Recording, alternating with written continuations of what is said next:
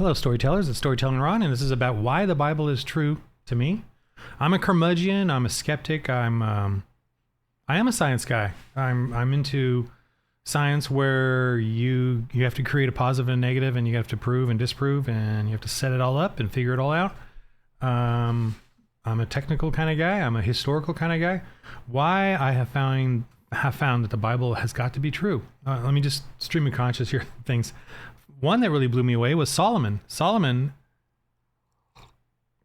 was given wisdom by God, right? And then several of the books in the Bible are his wisdom. So we're like, he's one of the heroes of the Bible.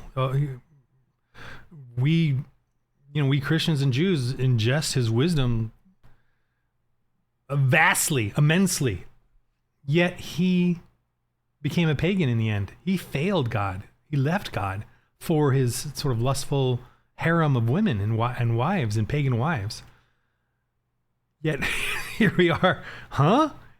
How could somebody writing the Bible, how could they manipulate us with a story about Solomon being given wisdom by God and then writing all these books in there, and then he fails completely. He denies God. I mean, what kind of a sales pitch is that? When I realized that, I was like, what the heck? The only truth then, so the one truth is that cannot be them trying to con us into believing in this book. The only truth I can think of is then that really happened. Like it happened that way. And so they wrote what really happened. Here's another thing about the Bible. The Old Testament and the New Testament dogs authority. It dogs kings and it dogs the high priests. Like you might think that the Bible was created by kings and high priests, but that's who it dogs. It totally dogs those people. You know, who's going to get the advantage of the Bible? Like who's going to take the advantage of the Bible? If you read the Bible, you're like, this dogs kings and priests, high priests, anyone in power, it dogs, because power corrupts. The 10 Commandments are really about individual rights of you and me. They're about individual rights. Thou shalt not steal. That is an individual right that we have a right to not be taken from, stuff be taken from us. And covet, thou shalt not covet thy wife or neighbor, property. That goes in line with that. And that's against communism, Marxism, in the sense that you and I have the rights to own our family, our children, our wife, whatever, our homes. The king and the priest can't come and take them, can't covet them. Obviously a weaker person is not going to take it from me, but a stronger person cannot come and take my stuff, which is the government, obviously, or whoever's in power. The rule says you cannot steal and you cannot covet. And when it says wife and property, that really, really gets down to, I have the right to hold those things. And so the Bible dogs power. That's why, the people that tell you the Bible is a fairy tale, guess who they are? It's those people that want that power, that are in power. The universities, the government, the kings, the dictators, the professors, they all want that power. They don't want the Bible to have that power. And the Bible, not until the 18th, 19th century did we really even get access to the Bible. Remember, they started getting printed in 16 something. But society really didn't get, and I would say not until the last 50 years did we even get apologetics. Because of Les Strobel's Case for Christ, he really brought apologetics to the forefront of culture. And so not even in the last 50 years, I feel like we Christians really haven't even been able to get to understand the Bible over 2,000 years, although many have had faith and obviously it grew. So another thing in the Bible that really blows me away is Israel. Remember when the Bible was formed at 300 AD, Israel did not exist as a country or a nation. It was just tribes and Bedouin tribes and Islamic tribes, whatever. It didn't exist as a nation. It was being for 2,000 years, and yet the Bible says Israel would exist. So that's amazing, and then it does exist now during the end times. So that's amazing to me. I mean, imagine you're reading the Bible and it talks about Israel and talks about Israel in the future, and it's like they have to have faith. Back in our founding fathers and all those people. They had to rely on faith pretty much, in their drunken revelries night after night, no Netflix or Google or anything, writing their letters, fast and furious letters to each other. They had to rely on more on faith than anything else. Some historical stuff, but not even the archaeology was yet proven. That was not until late 18th century that started even happening. The archaeology of the Middle East, where white colonizers went over there and checked it out and found all this proof of the Bible. Well into the 1900s. So that's another thing. And creation science is another thing I find blows me away. The Bible's claims on that. That was a joyful, wonderful. I was a total evolutionist. Believed in dinosaurs millions of years ago and all that. Totally, And who pushes that? The government.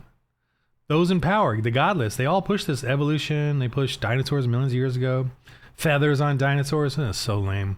So lame. None of that has been proven. Life coming from nothing, that's never been proven. Right now, if I opened up my body, I would die. If I don't seal this up and close it on this earth, I would die. Life comes from some sort of supernatural event. It does not come from mud or randomness. God created life and he sealed it immediately, protected it, because the elements are trying to kill us. The air is trying to kill us. The water is trying to kill us. Plants trying to kill us, like in the carnivore diet. So everything's trying to kill us. Not time is trying to kill us. You have too much time, you're going to die. Death is everywhere, and death is not convenient. It's not convenient for any of you that complain about the sufferings and stuff. Death is not convenient. And that's sad that we live in this world. Christians have an answer, though. Christians have an answer, which is there's an afterlife. There is a place where children that are killed and murdered go because they did not yet get a chance to actually choose. So God said, you know what, I want you now. I already know you're good. I already know who you are, and I love you, and I want you here in heaven now. When children die, basically this is what we figured out in the Bible, through Jesus' words, God's already decided they need to come to heaven. So we have an answer for the horrible suffering of death here on this earth. That's happening, and how death has ruled this world. And that's a wonderful thing. And I believe it because of Solomon, because of all the other things that I've found in the Bible to be amazing and blow me away. The subtle things, you're missing out. You're missing out. When God speaks in Job, the end of Job, when he speaks, oh wow, I know who God is. He says, the first thing he says is man up. He says to man up to men, man up. Pull up your girdle, or back then, or whatever like your weapon belt, your breeches, man up. So I love the Bible. I love God. I love, and there's more things. I'm just kind of being overwhelmed now by my own emotions about the truths of the Bible and what I found in there. I could go on, but I'm just want to do a quick video. But the Bible is remember, the Bible is against those in power. It tells them you cannot be a tyrant over others. You cannot force yourself over others. The 10 Commandments protect us from tyrants. Thou shalt not have any other gods before me. The first, he doesn't even tell you have to believe in God. The first commandment, he doesn't even tell you have to believe in him. He just says don't have any other gods, which is obviously a test. Which he's basically making a bold claim that you can't. You have to only if you don't believe in me, you're gonna be a tyrant. That's what the first command is literally saying. Challenging you. And then don't have other idols. Okay, fine. And then the Sabbath is amazing. Like have a rest day. A tyrant cannot let you rest. A tyrant cannot let you have a day of your own. A tyrant cannot do that. He can't do it. It freaks him out. But yet the Bible says everybody gets a day of rest and to worship how they want, to worship God how they want. And a tyrant can't have that. So that's insulting to tyrants. And you and I can tell. You know that you needed a seventh day of rest. I can work Monday through Saturday, and even Saturdays I can work. Like half a day kind of thing. And a lot of people do that.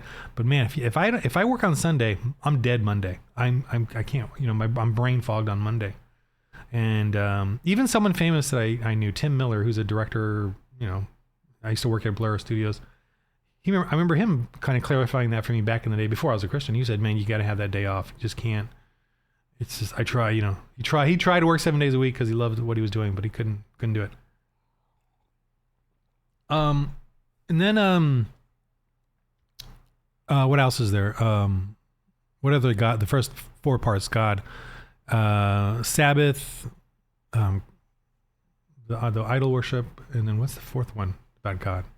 Darn it! Oh, blaspheming. Yeah. So blaspheming, you can't curse and swear, at God, right? But it's also about you cursing and swearing at each other and insulting. It's a thing about just not being so blasphemy over anything, and stop saying Jesus Christ or God, or holy poop or whatever, because that's the Holy Spirit. You gotta stop saying those things just for your own self too, and that'll get you to stop respect other people and their beliefs or misbeliefs. You actually have a respect then for everybody, including, if you have respect for God or respect for that, not blaspheming God, then you'll start having respect for others as well. Ryan Reynolds, stop bringing up Jesus in all your stuff. It's ridiculous. Why? Do you even believe in Jesus? Anyway, it's just a little celebrity snipe there. And then the two about family: honor the mother and the father, and do not commit adultery. So that's about homosexuality, about perversity, about family, about all this trans stuff.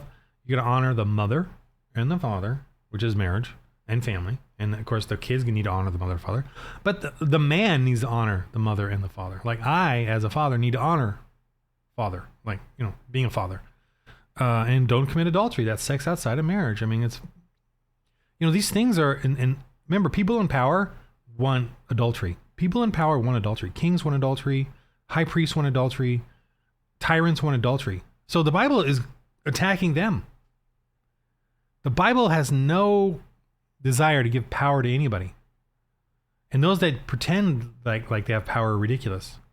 If you and I read the Bible, you will see that your pastor is not a tyrant or can't be a tyrant. And if they are, you leave them. A pastor is just a teacher helping you to understand the Bible. That's what they should be doing. They're not supposed to take your money.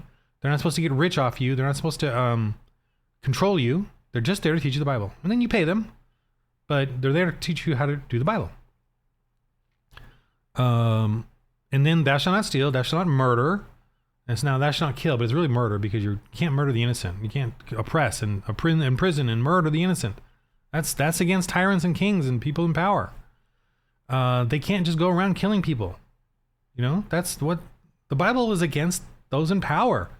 That's why the Bible is always attacked by those in power. And yet you're falling for it. If you're an atheist, you're falling for the people in power. The Bible is giving us the courage to not fear anyone but the Lord. If you fear the Lord, you will not live a life in fear of Antifa, BLM, or whoever, or Democrats, or even Republicans. Anyway, so what else? The murder, steal, covet. Is there one other one? I think there's one other one. Bear false witness. That's huge today, bearing false witness. You're slandering someone to destroy their life. That's what you're doing. Not, oh, honey, you're not fat. Not that kind of lie. Bearing false witness. It's very important. That's a huge difference. Bearing false witness is to destroy others. And we can see that happening on the left a lot. I mean, that's my claim anyway. I guess someone on the right can bear false witness, but I don't see it as like what I do on the left. They bear false witness all the time. Why? Because they don't believe in God. They don't have fear of the Lord in them. And so they're going to oppress you by blaming you for their, the party switch that the Democrat Party and the universities continually preach this whole party switch thing, so that they're blaming the Republicans for slavery and KKK and lynchings and all that. And that's ridiculous. What's more annoying, what they're doing is exactly what I expect from the godless. What annoys me is how the Republicans don't really have an answer to that and don't fight it institutionally. Why the Republican Party doesn't officially take a stance against that lie and deception and bearing false witness. That's the part that bugs me more than the Democrats doing their slander. Anyway, the Bible gives me truth in what I see in the Ten Commandments and what I see out there in the world. And it's about the individual. It's giving the individual rights. You and me, giving us rights to life.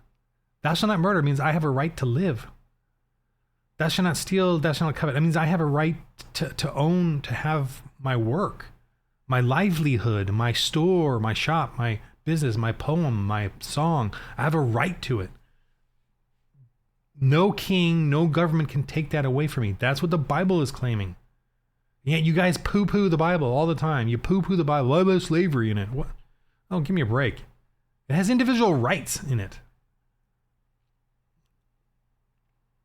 But anyway, what can I believe in the elect, so I can't really convert anyone. I'm just a messenger, and God decides. God sorts us out the way he wants. I just want Jesus to come back as soon as possible, and in the meantime, I'll just do my For the Lord RPG.